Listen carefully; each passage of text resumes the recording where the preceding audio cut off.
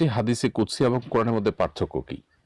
হাদিসে কুদসি এটিও আল্লাহর কালাম বা আল্লাহর দিকে সম্বন্ধ করে বলা হয় যে আল্লাহ বলেছেন, আল্লাহর কথা হাদিসে কুদসিও, আবার কোরআনও আল্লাহর কালাম বা আল্লাহর কথা।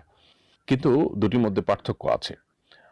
কোরআন হলো আল্লাহর সেই কালাম বা কথা যেটার ভাষা, মর্ম সবকিছু আল্লাহ তাআলার, যেটা জিবরিলের মাধ্যমে আল্লাহ তাআলা রাসূলের কাছে পাঠিয়েছেন।